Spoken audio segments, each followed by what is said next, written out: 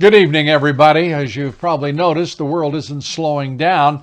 President Trump's poll numbers are strengthening, and that obviously means this isn't a great day for Nikki Haley, the stubborn but weakening establishment avatar. Haley seems a temporary distraction, however, for the party's presumptive nominee, one Donald J. Trump.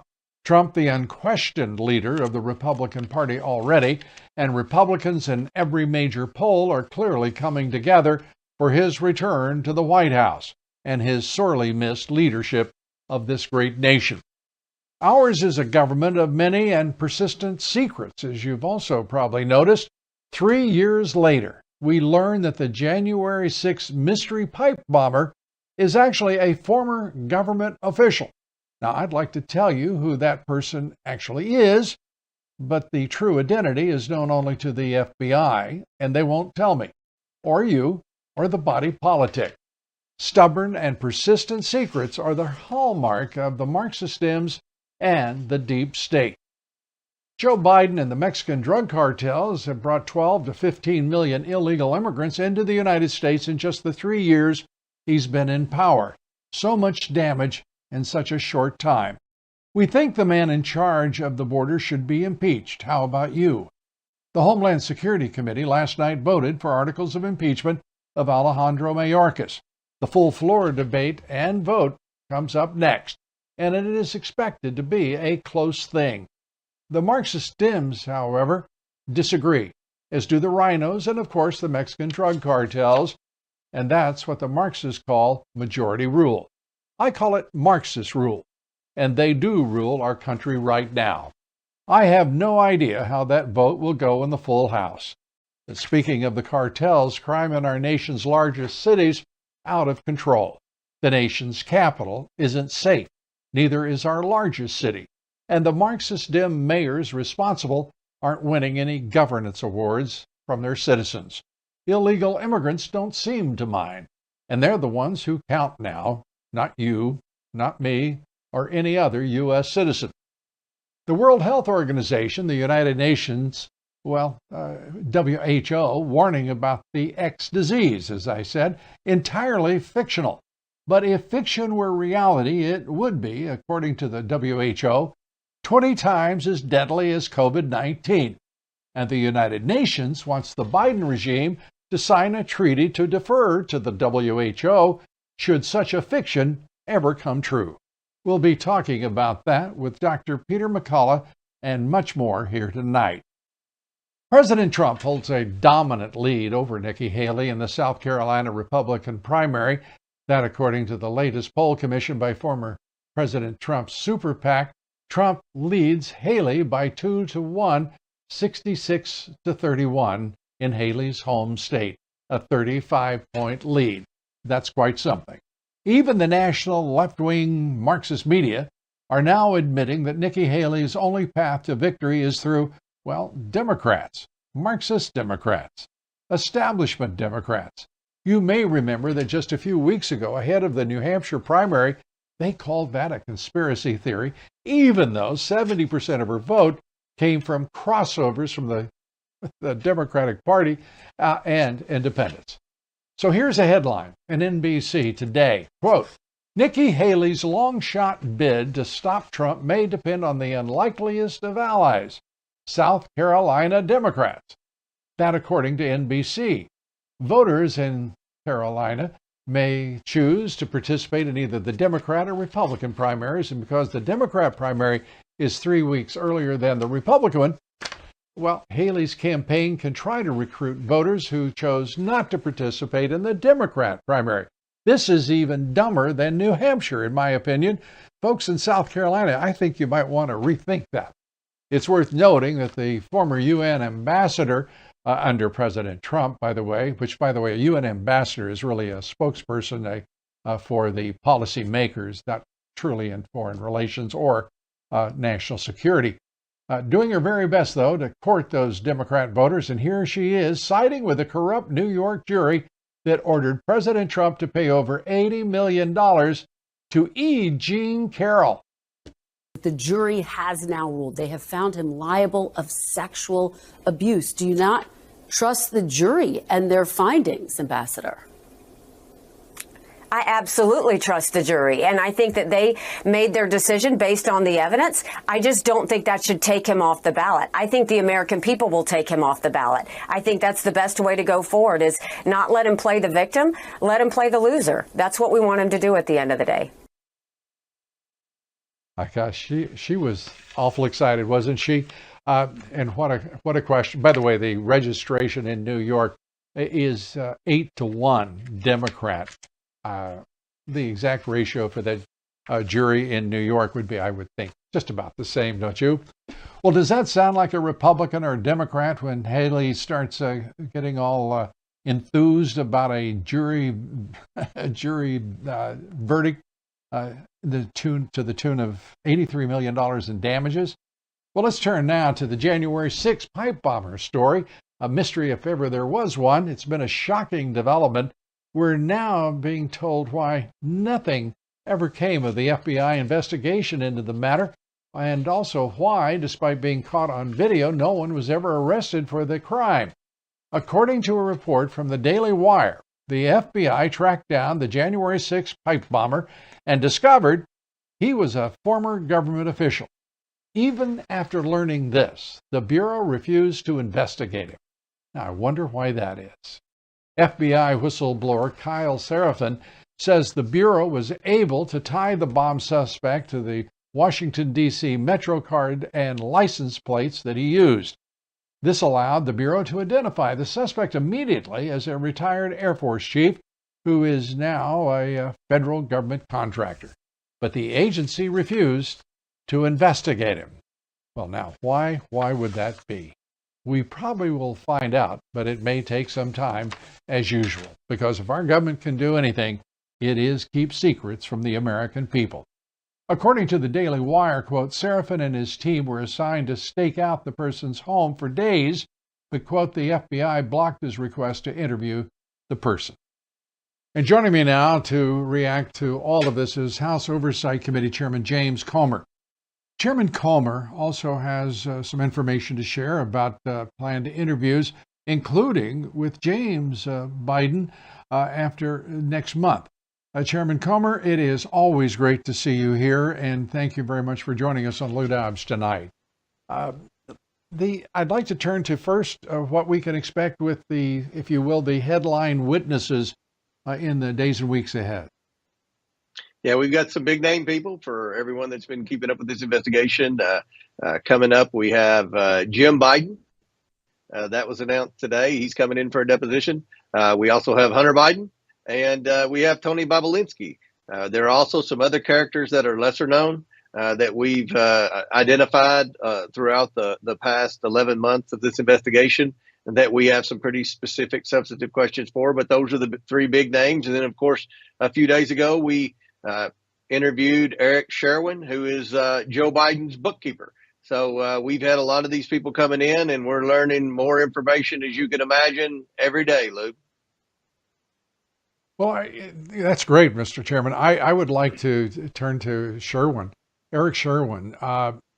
He's a bookkeeper. That is one of the most, to me, one of the strangest relationships. He's a bookkeeper for both the president and for Biden, and he doesn't make any money. And I started feeling sorry for him, frankly. I'm being facetious. What is the deal, as you would characterize it, if you would characterize it for us, with Sherwin? It's an odd situation. It is an odd situation, and according to the emails and the laptop, their relationship deteriorated after a few years. But at the beginning, during Joe Biden's time as vice president, Eric Sherwin was the guy that did Joe Biden's books. He's the guy that paid his bills. You know, he had when his electric bill came due and when his tax refund came in, he deposited it. And when he had to write some checks, Sherwin was the guy that did that.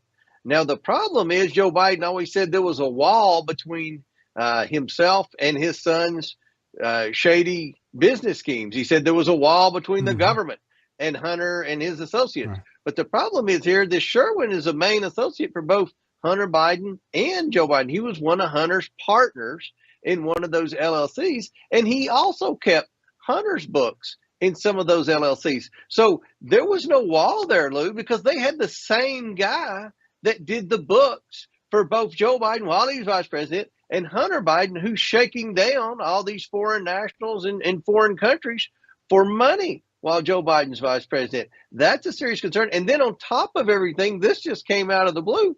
Eric Sherlin voluntarily said that he never got paid anything by Joe Biden. Well, that's a gift. That is an ethics violation.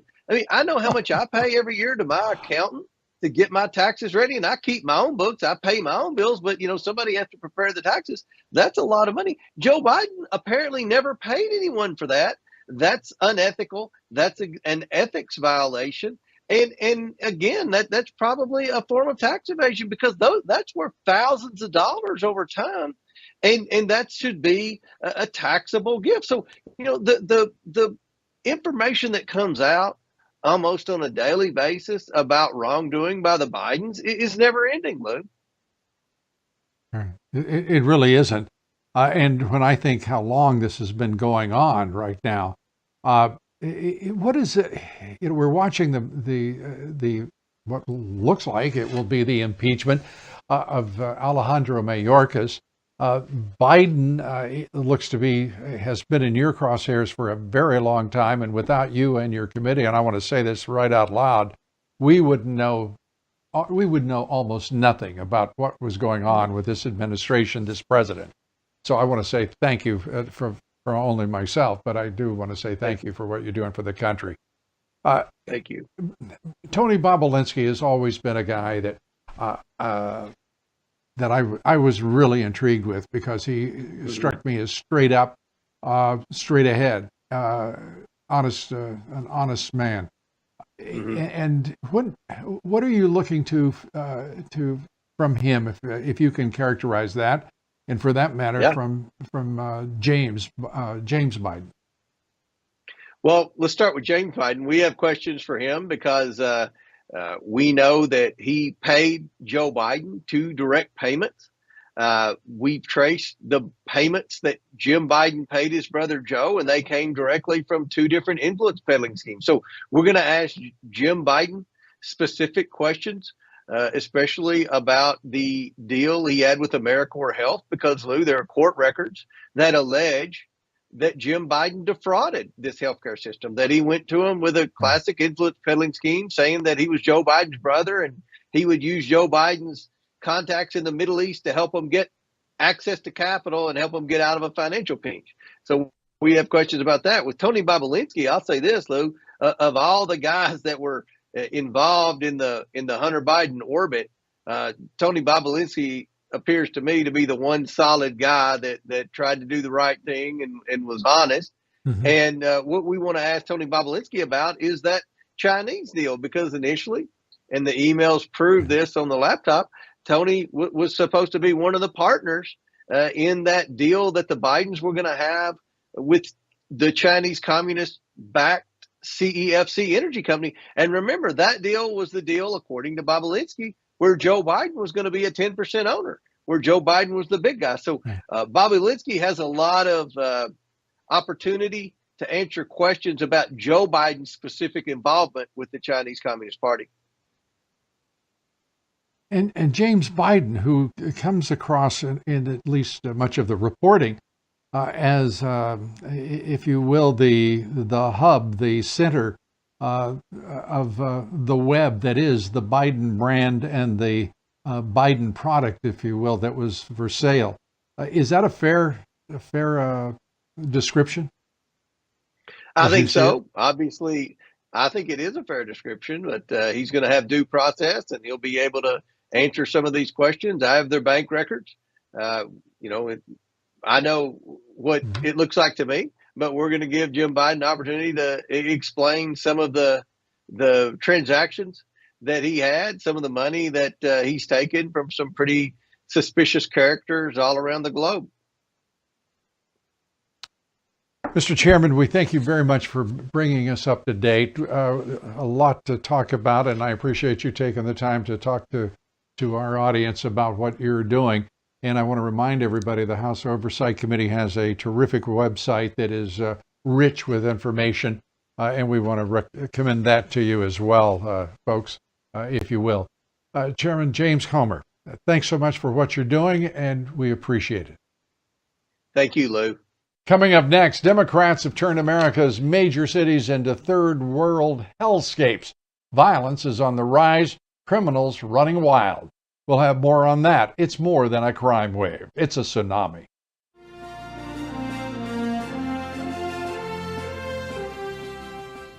To celebrate the new year, we're having the biggest sale ever on overstock clearance and brand new products. For example, save 60% on our Goose Down comforters, the best comforters ever. They go perfectly with our MyPillow bed sheets and duvet covers. Save 25% on our brand new kitchen towels. They're made with the same technology as our famous My Towels. Our initial quantities are extremely low, so get them now before they go. Our seasonal flannel sheets are finally in. You save up to 50% and they sell out fast every year, so order now. They're truly the best flannel sheets you'll ever sleep on. Or save up to 80% on all our clearance items. And this is where it gets even better. For a limited time, your entire order ships absolutely free. So go to MyPillow.com or call the number on your screen. Use that promo code to get deep discounts on all MyPillow products. And for a limited time, your order ships absolutely free.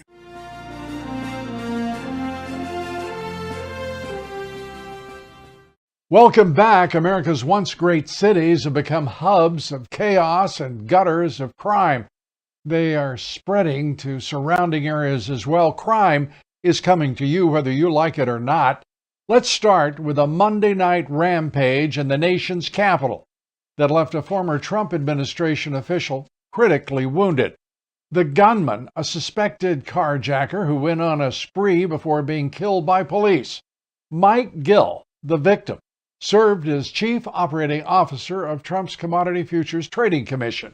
Gill was reportedly shot in the head while sitting in his car and waiting for his wife at her workplace. A passerby found him on the ground as blood pooled around his head. All this happening in broad daylight. Another victim, shot by that gunman, did not survive. It won't be a surprise if the recently deceased scumbag turns out to have benefited from the District of Corruption's revolving door crime policies. Meanwhile, newcomers to this country showing their appreciation through their brutality, brutally attacking police officers in New York City. More than 100,000 border crossers arrived in New York over the last year, thanks to the Marxist Dems and the Biden regime. The officers who were attacked had been attempting to make an arrest outside a mega shelter in the city for illegal immigrants when they were beset by a mob. Here's footage of that assault. And guess what? 4 of those suspects were immediately released without bail after being arraigned in a Manhattan criminal court.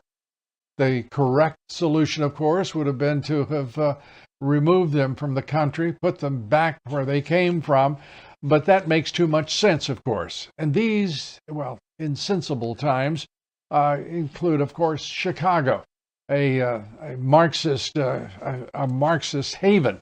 It also witnessed a crime spree thanks to recently arrived immigrants. Maybe that's what Democrats mean by immigration enriching America. In this case, it is making us all poorer in every way. Since October, 47 border crossers have been arrested in a village near Chicago in connection with a string of retail thefts. These so-called migrants seem to have a thing for Macy's in particular. Elements of organized crime are actually partnering with these illegal immigrants and paying them to steal. Big surprise that the wretched refuse are making life more wretched for everyone. That poem by Emma Lazarus on the Statue of Liberty wasn't intended to be a policy guidebook, but here is the most important takeaway, one that is often missed. These cities, born as testaments to the American spirit, our national ingenuity and energy, Democratic Party policies are a farce, and an ugly farce that have imposed a tragedy on all of our once great cities. Will Joe Biden try to assume any responsibility? Will he try to take control of the Texas National Guard? That would be one way to proceed. But what is the right way for this Marxist dim puppet president to go? The right path?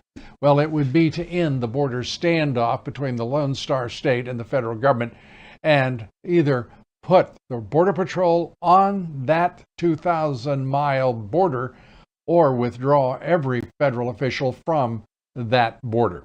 It's that simple.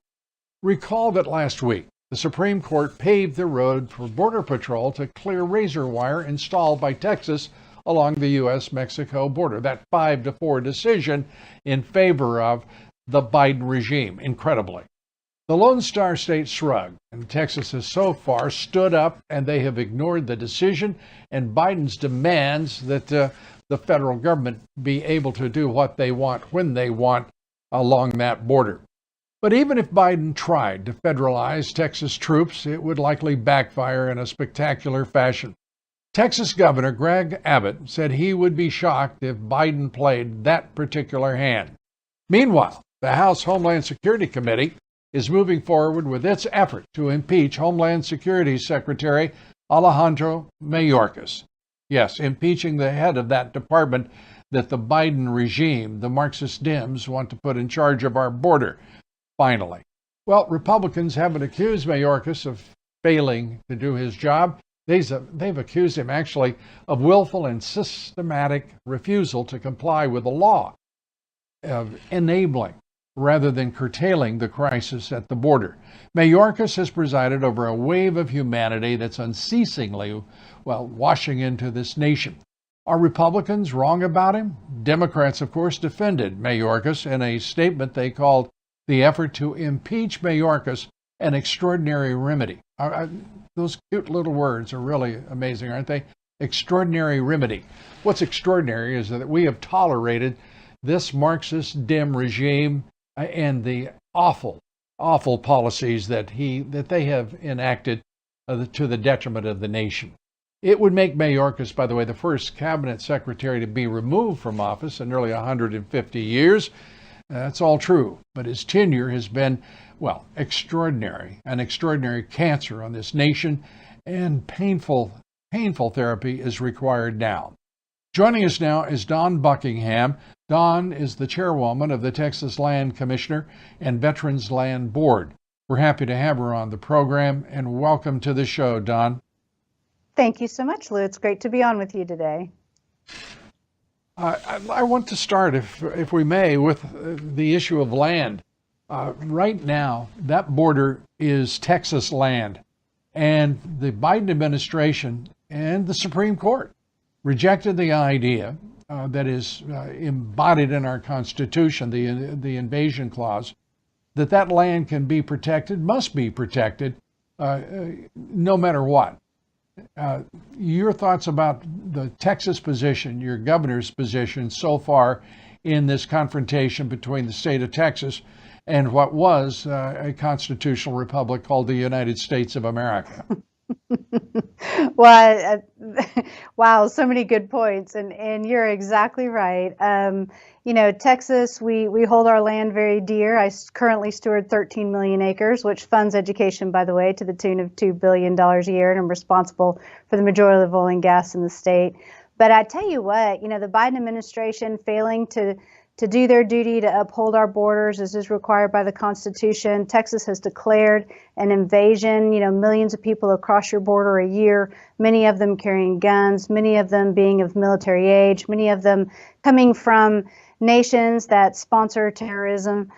This is an invasion. We claim and stand strong in our ability to protect our border and protect our land, and we're going to continue to stand in the gap while the Biden administration daily fails the citizens of the United States.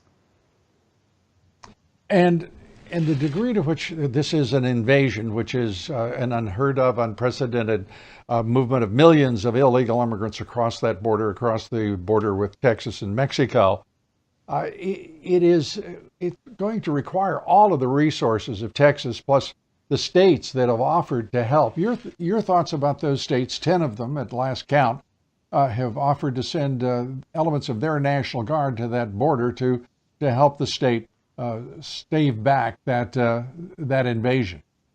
I believe that we have received offers of support from over half of the governors of the various states, and we do appreciate their help and their offers. I think everyone is seeing the impact of this invasion as the migrants are moved all across the country. It is amazingly interesting to watch the liberal mayors of the big cities who used to claim and drum the beat of being a sanctuary city complain about 100,000 migrants in the case of New York City, when if you put that in comparative numbers with Eagle Pass, Texas, it would be like New York City getting over 2 million migrants every week. Again, this massive humanity that's coming across, the weapons that are coming across, the drugs, the human trafficking, the largest increase in slavery in the world, it should not be tolerated. And we just wish that the Biden administration, the United States and Texas shouldn't be fighting. We should be joined together fighting this mass migration, this invasion that's happening across our border. Yeah, I think we've, if you will, I think we've crossed that point where there's any such thing as a bipartisan solution at hand.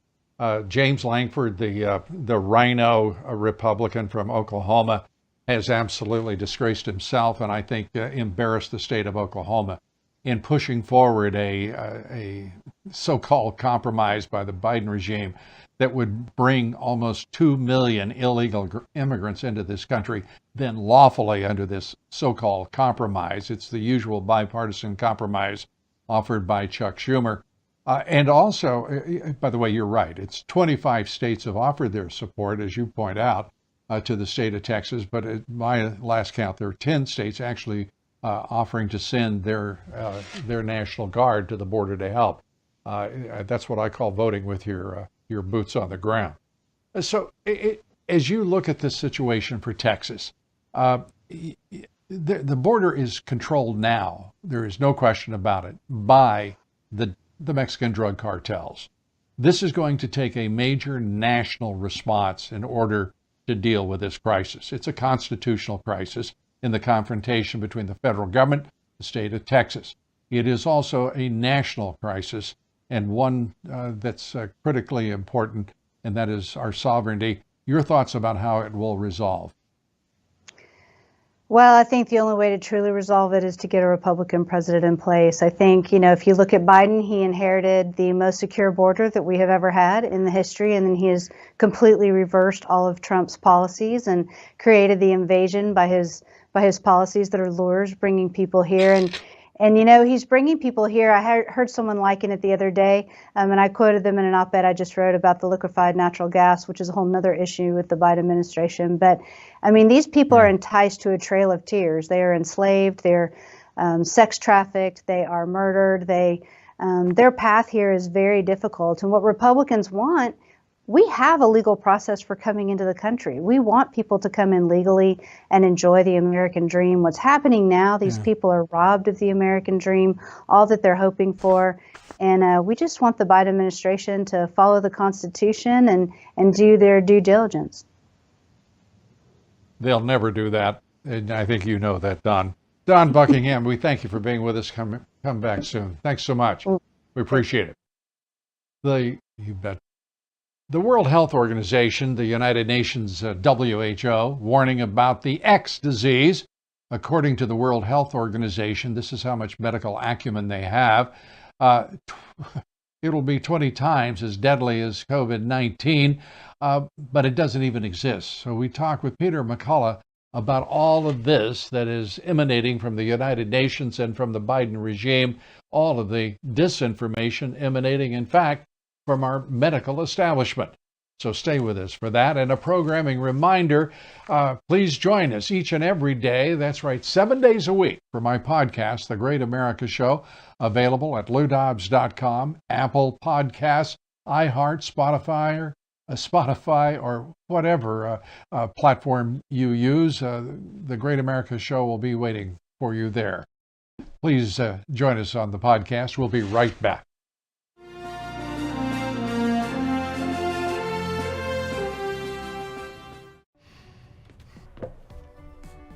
Looks like you've been sleeping well. Megan, he's back. The My Pillow guy. And you're looking good. Still feeling good. Well, just when you thought it couldn't get any better, we've got the best pillow ever, My Pillow 2.0. When I invented My Pillow, it had everything you'd ever want in a pillow. Well, now there's new technology that makes it even better. My Pillow 2.0 has my patented fill combined with a cooling fabric with temperature regulating thread. My Pillow 2.0 is truly the next generation of My Pillow.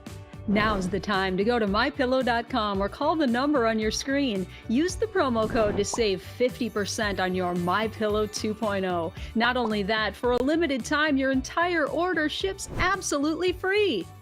You're sleeping even better. And cooler, too. And you're looking good. Feeling good. I knew you would. MyPillow.com.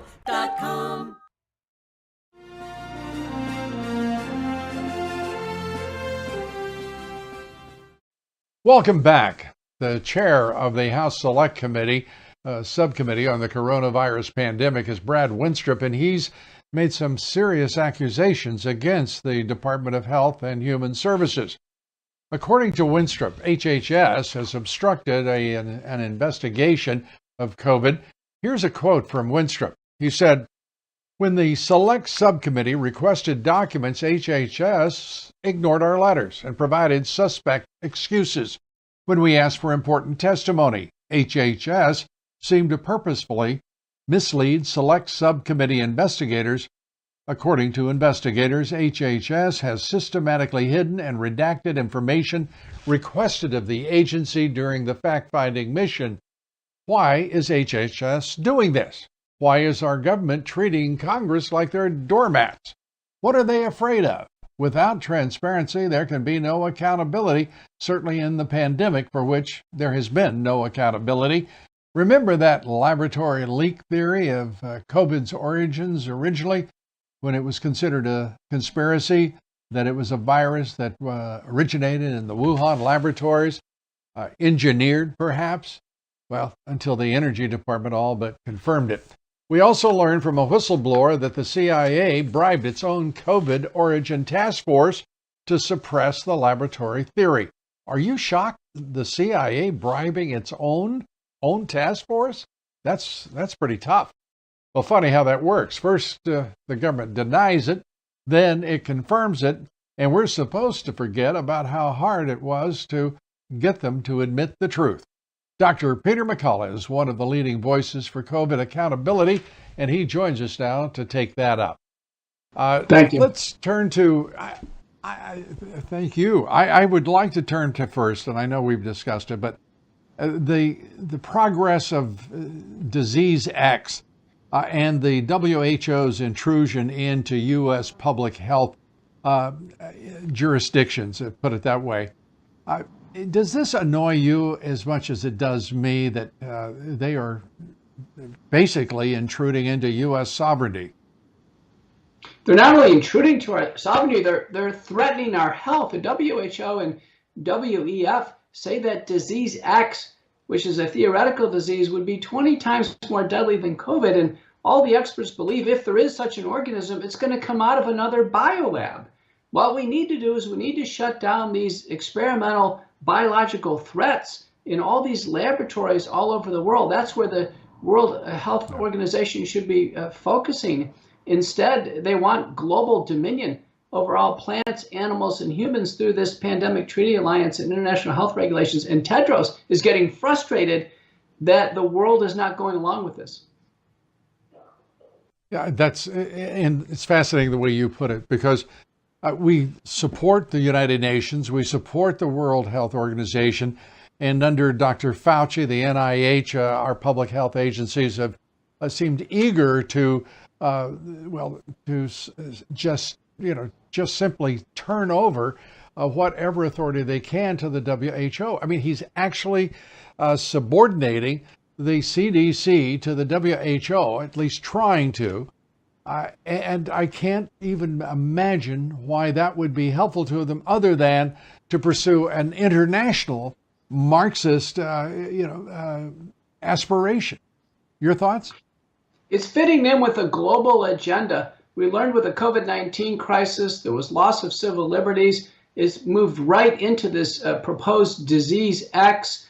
And now this climate crisis. You see farmers scrambling. They're being told their land is going to be taken away. These are all examples of a new world order forming, and the World Economic Forum, World Health Organization are right at the pinnacle of this.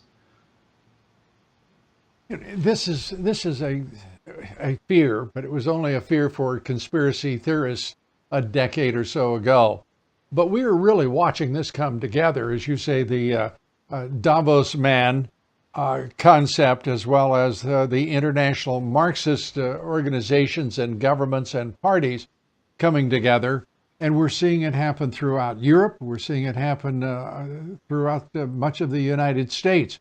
The federal government, it seems to me, Dr. McCullough, is frankly, the Marxist Dems have taken over the federal government. The deep state, the Marxist Democrat-led party of Democrats is, it's absolutely owned by the Marxist Dems. And I don't know what this means for public health, for American medicine. Your considerations. I'm gravely concerned. All of these disruptive forces are leading to disorder. There are border crises not only in the United States but across countries in Europe. We've seen at least one major health crisis: the COVID-19 pandemic, the disastrous pandemic response. Now we're seeing all kinds of issues with the climate, and again, discord among individuals who are going to be on the short end of a climate discussion. Let me tell you this. There's never been an example where the United States has ceded its authority and power to a worldwide body where we've benefited. In fact, we've always benefited from, our own independence, our ability to lead our country as other major Western countries should. And I think everybody should really take a look at this. Former President Trump has said if he gets back in office, the first thing he's going to do is pull out of the WHO, and that's the right move. Yeah, and I frankly hope that he will decide to pull us out of the United Nations, because whether it be the Hamas war on Israel, any number of issues, the Ukraine war in defense against the Russian invasion, we're looking at a world right now that is destabilized, and it is not going the way that I think Western civilization would like it to. Dr. McCullough, we're talking about diseases, but we're now, when everybody's watching us, we're going to be in February, and we won't have had a virus crisis. We won't have had a respiratory crisis. And the reality is this has to be deeply disappointing to the Biden administration, which has been trotting out all sorts of hyperbole about what we could expect from this so-called flu season that has been, as far as I can see, a very temperate, very moderate season. Give us your view. I have the same analysis. COVID-19, the current JN1 variant is very mild. Most people have already had COVID at least a few times, and it's very easy to treat with over-the-counter remedies. We already have early treatment for flu. The influenza vaccine, not very effective. It's a safe vaccine, but it's not very effective.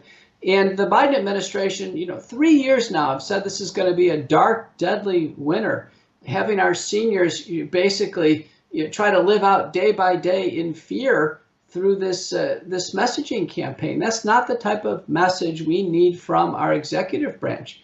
We need a message of confidence, of hope that we're through this. The administration does not seem to want to put this COVID pandemic to bed. And this continued messaging on fear is taking a psychological impact, a toll on our country. Amongst all of the things, and to be clear, folks, everybody in the audience, Dr. Peter McCullough was amongst the very first to bring good scientific skepticism to everything that the medical orthodoxy and the government authoritarians were just bringing the American people to think. He turned that around, I think, with the help of a number of doctors including Robert Malone. And I just, time is passing quickly, but I just want to say, again, thank you for all that you've done over the course of the pandemic and now to bring us to an understanding that reality and rationality can't be overwhelmed by orthodoxy, but for a short time.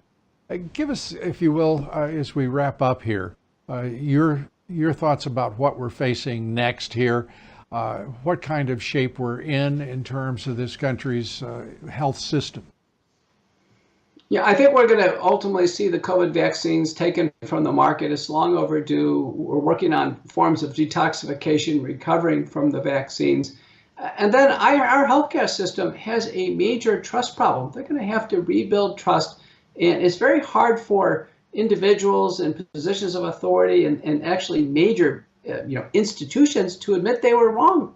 But we're going to need people to admit they're wrong, to kind of get this behind us, move forward, and we have to be positioned to potentially face another threat. I would love to see gain-of-function research be banned overall. I'd like to see these dangerous biolabs be shut down. It looks like there's nothing but more mischief out there in this whole world of now biological warfare. Dr. Peter McCullough, as always, we thank you. Thanks for joining us here today, and thanks for sharing your perspective and your insights and your knowledge. Dr. Peter McCullough, thanks. Up next, the Biden administration trotted out the, always interesting Karine Jean-Pierre, and yes, that was a facetious remark. Wait until you hear how she reacted to the tragic murder of 3 patriots.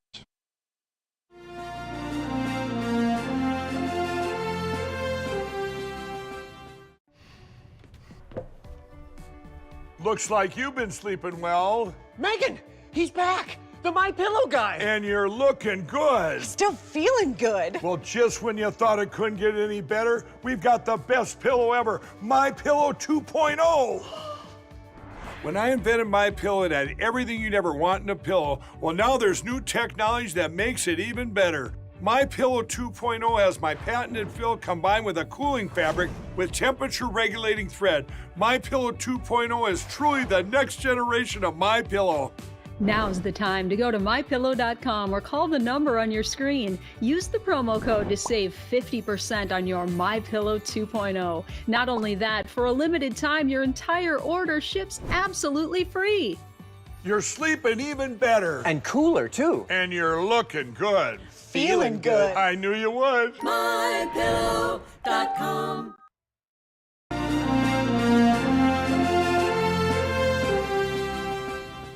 It's almost every day now that the Biden administration and its Marxist Dem allies in Congress sink to really new lows. Earlier this week, after Iran-backed militias killed 3 of our service members in Jordan, the Biden administration trotted out the always astonishingly incompetent Karine Jean-Pierre. Here now is how she reacted to the tragic deaths of those patriots. What I will say, obviously our deepest condolences go out, and our heartfelt condolences go out to the families who lost three folks who are military folks, who are brave, who are always fighting, who are fighting on behalf of this administration, of the American people. Obviously, more importantly, we lost those souls. 3 folks. That's how she referred to those patriots. And what is worse, she had the gall to claim they were fighting on behalf of the Biden administration instead of this nation. She completely denigrated their service to this nation. And this is a woman whose job it is to be able to communicate the Biden administration and its thinking and its positions. And yet she's incapable of uttering condolences on national television for three of our heroes departed in service to the nation. Not to be outdone, we learned that Congresswoman Cori Bush of Missouri is now under federal investigation for allegedly misusing government funds for private security, something she hired her boyfriend, now her husband, to do. You may remember Bush was bragging about her use of private security while also calling to abolish the police. I'm going to make sure I have security because I know I have had attempts on my life and I have too much work to do. There are too many people that need help right now for me to allow that. So if I end up spending $200,000, if I spend $10 more on it, you know what? I get to be here to do the work. So suck it up, and defunding the police has to happen. We need to defund the police and put that money into social safety nets. Private security for me, but not for thee. And she got to enrich her husband in the process.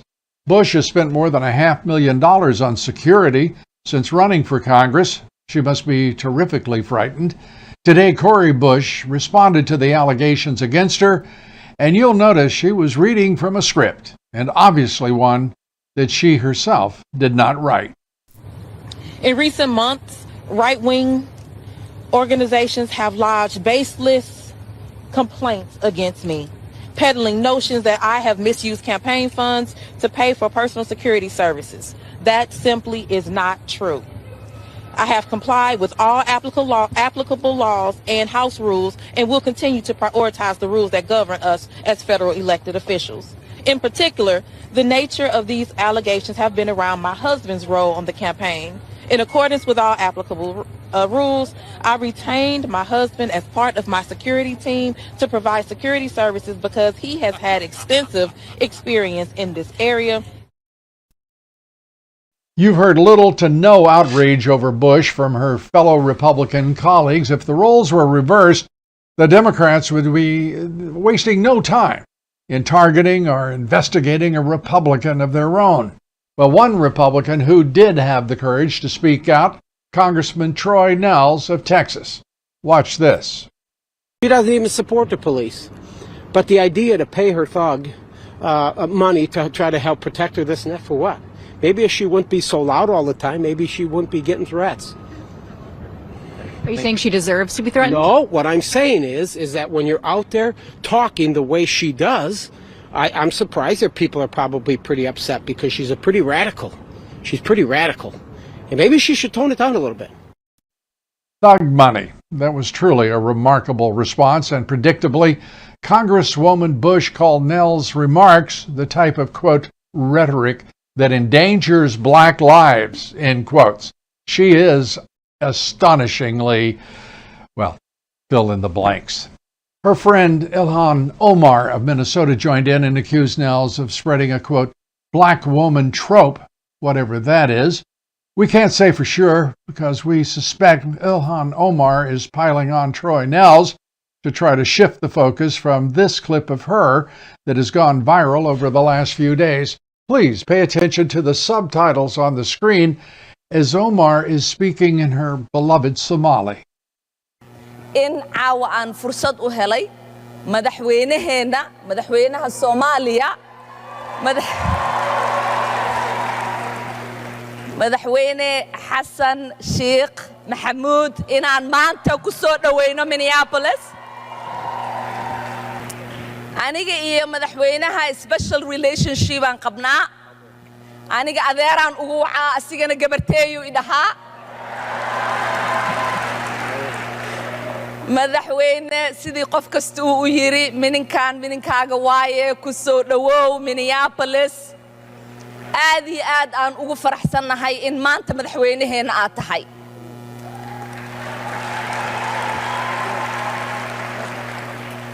Soomaaliya dadka meeshaan wada joogo dhan waa gurigooda, annaga ma dareensannihin in ay naga tahay meel naga fog. She calls the president of a foreign country, Somalia, quote, our president. She goes on to add that, quote, Somalia is our home. In another clip, Omar even said she is Somali first. Somali first. Well, so be it. So perhaps Omar should sit this one out. In fact, she too could be subject to investigation. Omar has funneled nearly $3 million of campaign funds into her husband's political consulting firm. Joining me now to respond to Omar and Bush is Congressman Troy Nehls of Texas. Congressman, great to have you with us.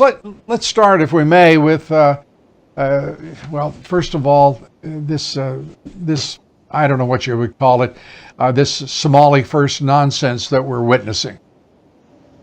Yeah, we've got some real winners up here, Lou. It's quite clear. The squad, very dangerous, very anti-American. You started out, you talked about security for me and not for thee, right? I mean, Cori Bush has spent more money on private security than any other member of Congress here in the House since January 6th. I mean, spend a lot of money. Same time she calls for defunding the police. What about the poor people in the large cities where crime is out of control? You've got none of these criminals are being prosecuted, which Soros funded back DAs, right? What about the people there that are losing their lives by these, street gangs and these thugs running around these cities selling their drugs? What about those poor people? But yet Cori Bush can hire her husband. I don't know how qualified he is. Okay, so he served in the military. I can respect that. But how qualified he is? Does he know how to provide actually security services? Does he have a license? Is he armed? There's a lot of questions. I think it's just it's a way Cori Bush is just trying to find a way to supplement her family income. That's what I think it's about. Well, whatever it's about, the squad is really a repugnant bunch on every level. And that's before this Somali first stuff and the nonsense with Cori Bush. I mean, they are extraordinarily raw Marxist without any question whatsoever. I can't imagine where we go from here once you've had a congressperson actually say that he or she sees another country as their home and sees another country as where they're going to put that country first over the United States. Why would these two parties put up with any of this nonsense from any one of their congressional representatives? I don't know. I mean, Omar, obviously, that woman is very, very dangerous. I don't think she despises America. I think she hates everything it stands for. She's out here representing Somalia. Obviously, that's not a very good country, is it? But I'm just shocked that she's got enough people. And what's really dangerous is there's enough constituents apparently in her district that elects her. Is this the best you have in that district, Omar? You talked about Pierre, obviously the press secretary, and some of her antics. And no, there's a real winner, too. I mean, to call soldier, folks, you had 3 service members give their lives in service to this country, to our country. And you're going to call them a couple of folks, right? We lost some folks. Shame on her. But Lou, I don't have to say it. We all know why she's there. We all know why she's there. She fits right in with this administration. She fits right in with them. Yeah. And also, I mean, it goes beyond her as well. I can't tell you how angry I am at even the thought that has been suggested that the president will not be at Dover, the Dover Air Base for the return of those 3 reservists, U.S. Army reservists. This administration, and by the way, with an Admiral Kirby, also a spokesman for national security, the 2 spokesmen for this administration, Jean-Pierre and Kirby, Admiral Kirby, by the way, they are lying through their teeth every day and doing it without so much as a blanch, a blush, or any kind of suggestion that they're embarrassed by what they're doing. The American people should be outraged. Both political parties should be telling them to replace these people because they've already lied enough. But of course, then that creates a problem. You have a president who's lying every day in every way. So the standards have dropped considerably. We're hoping that we'll see something different out of Joe Biden, but we're hoping harder that we'll see a lot more from Donald Trump. Your thoughts on the campaign to this point? Well, I think the American people are paying attention to what they're seeing on television, whether it's Pierre or whether it's Kirby or whether it's some of these radical leftists, these dangerous members in the Democrat Party, the squad, who put the American people last. I think people are paying attention now. It's good to see America starting to pay attention. Joe Biden's approval rating's at 33%. I just love that. I don't think that should be the floor. I think it's even going to get worse than that. because he's destroyed this country. People don't like what's happening at the southern border. I think it's the number one issue now. I think the economy is number two. And so we're going to hit him over the head with it.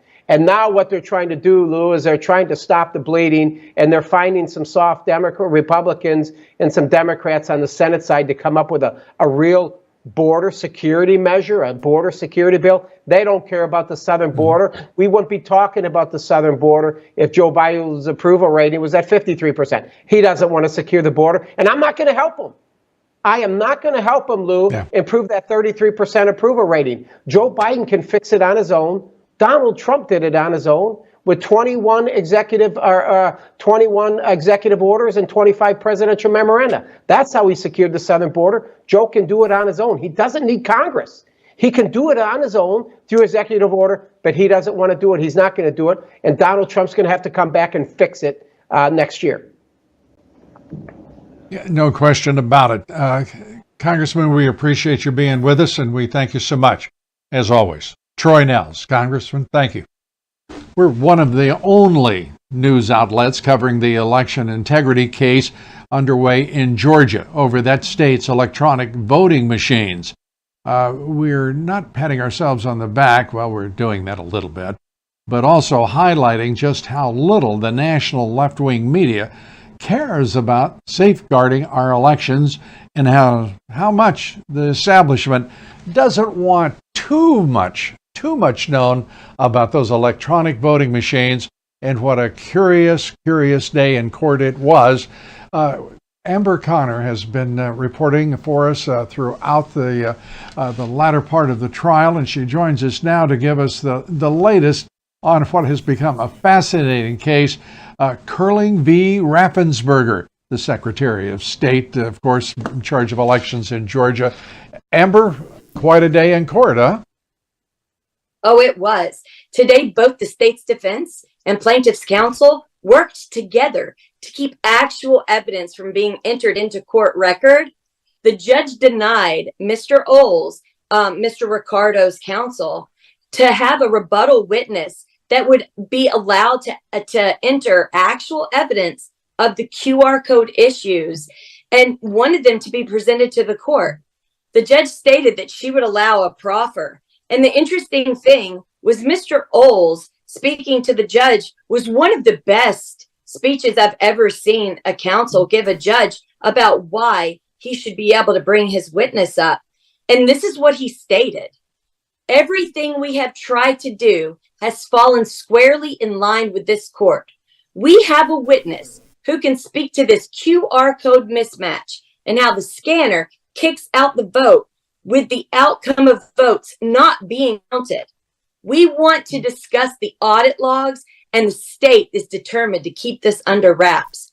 I understand this is embarrassing for the state to admit, but we must let the chips fall where they may. And how did the state of Georgia, the Secretary of State's counsel, respond? At the moment he was doing his speech, they all had their heads down with their hands on their forehead. And they became very excited when the plaintiff's counsel stood up and actually objected to allowing Mr. Oles to bring his witness, in which then the state, all of the counsel, looked at one another with very happy faces.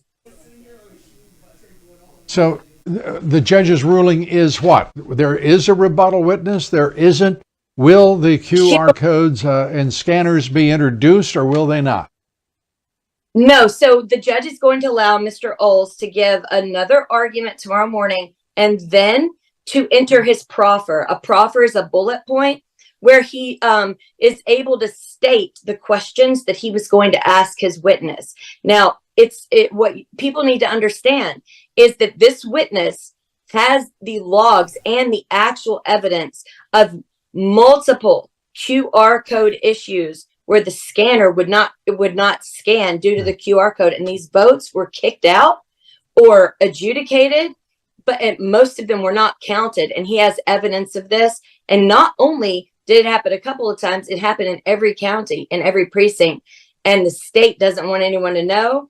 And the plaintiffs, well, they don't have a problem with these scanners. They quite like them. They just have a problem with the ballot marking devices. So it's very interesting what we see playing out.